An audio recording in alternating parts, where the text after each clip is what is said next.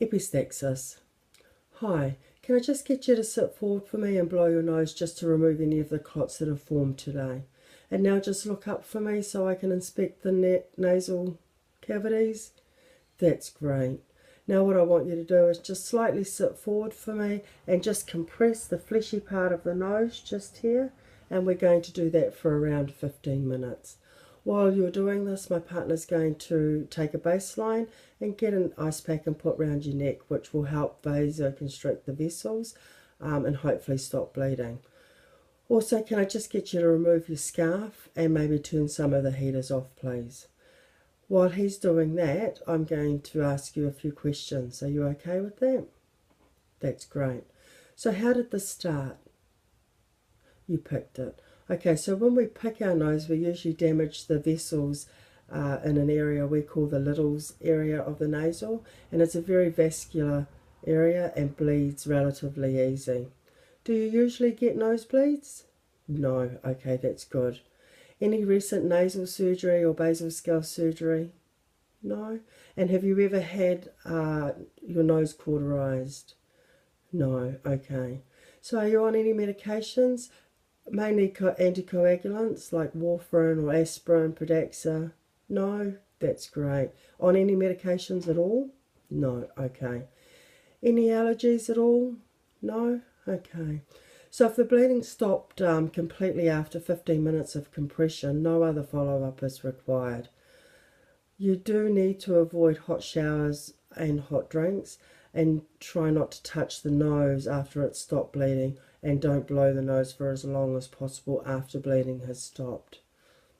Are you happy with that? Okay. So I'd like you at the moment just to stand up and take a couple of steps towards me. Yep. And how's that feeling? Yep. And walking around? Yep. And do you feel okay? Yep. That's great.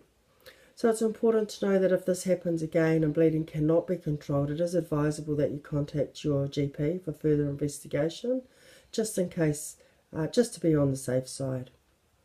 But today, I feel it's okay for us to leave you at home.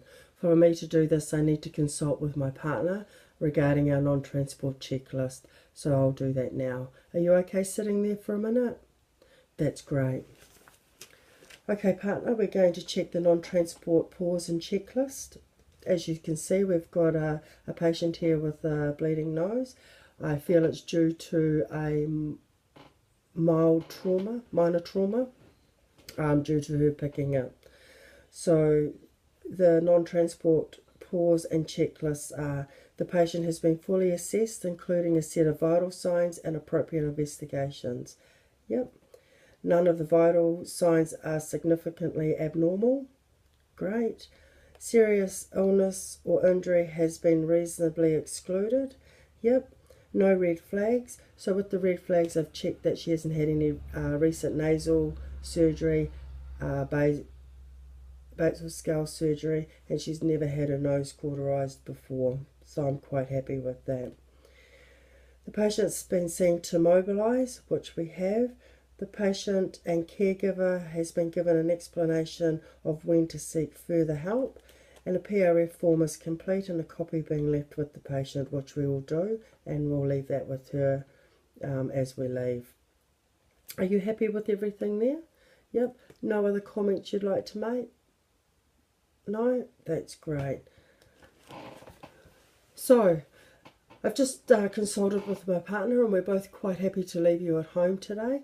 We have done a patient report form, and it just explains on there everything that we have done for you today. So if you need to ring for more advice or need someone else to come around to have a look, you can hand them this piece of paper and it will show what we have done for you.